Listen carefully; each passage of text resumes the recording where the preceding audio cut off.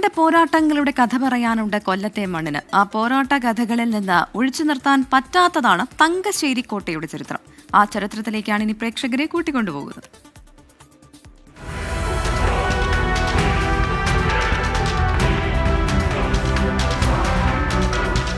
യൂറോപ്യന്മാർ ലോകമാകെ വിഭവങ്ങൾ തേടി സഞ്ചരിച്ചു തുടങ്ങിയ 1500-കൾ. ആ സമയത്ത് തന്നെ അവരെ കച്ചവടത്തിന് ക്ഷണിച്ചൊരു കൊച്ചു രാജ്യം മലയാള മണ്ണിലും ഉണ്ടായിരുന്നു, കൊല്ലം.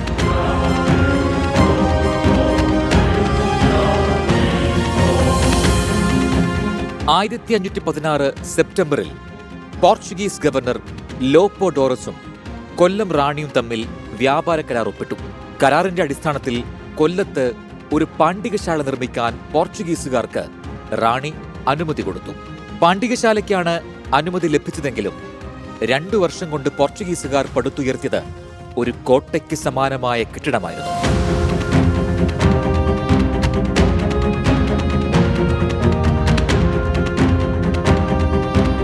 എന്നാൽ ആ കരാർ പാലിക്കാൻ കൊല്ലം റാണിക്കായില്ല. ഇതോടെ പാണ്ഡികശാലയെ പോർച്ചുഗീസുകാർ ഒത്ത ഒരു കോട്ടയായി രൂപാന്തരപ്പെടുത്തി. തങ്കമ്മശ്ശേരി എന്ന പേര് ലോപിച്ചാണ് ഇന്നത്തെ തങ്കശ്ശേരിയായതെന്നാണ് വാമൊഴി ചരിത്രം. ഇന്ന് 506 വർഷത്തെ ചരിത്രം പേറിയാണ് തങ്കശ്ശേരി കോട്ട നിൽക്കുന്നത്.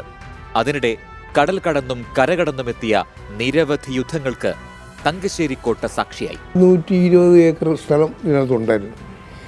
അത് ഡച്ചുകാർ 1796 ഡച്ചുകാർ വന്നത്.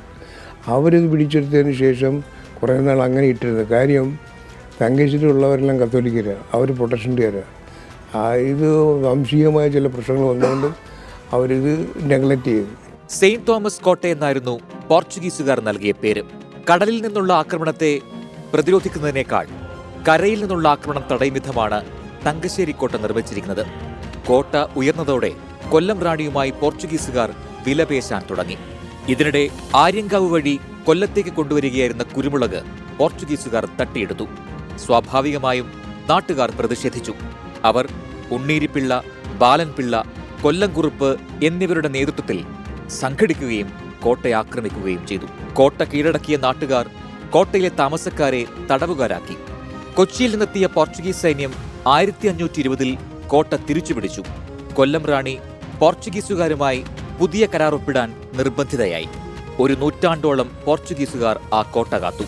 1658-ൽ ഡച്ച് സൈന്യം കൊല്ലത്തെത്തിയതോടെ പോർച്ചുഗീസുകാരുടെ പതനം തുടങ്ങി. 1658 ഡിസംബർ 28-ന് ഡച്ച് പട തങ്കശ്ശേരി കോട്ട കീഴടക്കി. 1659-ൽ തദ്ദേശീയരായ സൈനികരുടെ സഹായത്തോടെ പോർച്ചുഗീസുകാർ പ്രത്യാക്രമണം നടത്തി. 2 വർഷത്തോളം നീണ്ടുനിന്ന ഈ ആക്രമണത്തിനിടെ കോട്ട ഏതാണ്ട് തകർന്നു. യുദ്ധം ജയിച്ച ഡച്ചുകാർ പിന്നീട് കോട്ട പുതുക്കിപ്പണിതു. ഇതോടെ കോട്ടയും കൊല്ലത്തിന്റെ ഭരണവും ഡച്ച് അധീനതയിലായി.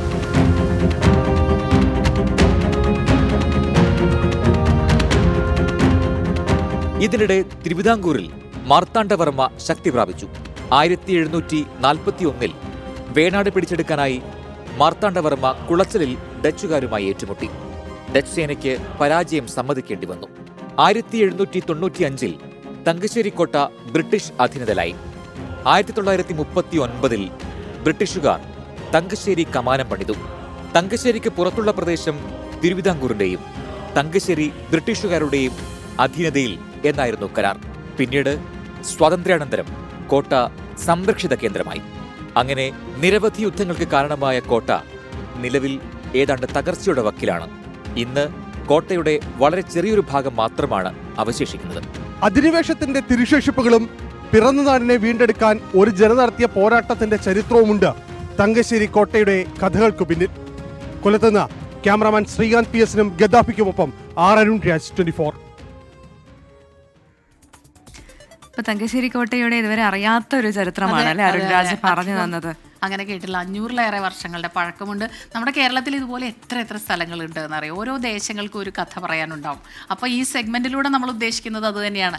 അപ്പോൾ ഈ കോട്ടയുടെ ചരിത്രം നിങ്ങൾക്ക് ചിലർക്കെങ്കിലും അത് അറിയാത്തതുണ്ടായിട്ടുണ്ടാവും. അത് അറിയിക്കാൻ കഴിഞ്ഞു എന്ന് വിചാരിക്കുന്നു. ഇഷ്ടപ്പെട്ട് കാണുമെന്ന് വിചാരിക്കുന്നു. നിങ്ങളുടെ കമൻസ് വന്നോട്ടെ. നമുക്കറിയാലോ ഇത്തരം പരിപാടികളിൽ നിങ്ങൾ ഈ ഒരു സെഗ്മെന്റിൽ നിങ്ങളുടെ ഒരു അഭിപ്രായം എന്താണ്, അതിലെന്തെങ്കിലും കറക്ഷൻസ് ആവശ്യമുണ്ടോ, ബെറ്റർമെന്റ് ആവശ്യമുണ്ടോ, അതൊക്കെ നിങ്ങൾ കമൻസിലൂടെ ഞങ്ങളെ അറിയിക്കുക.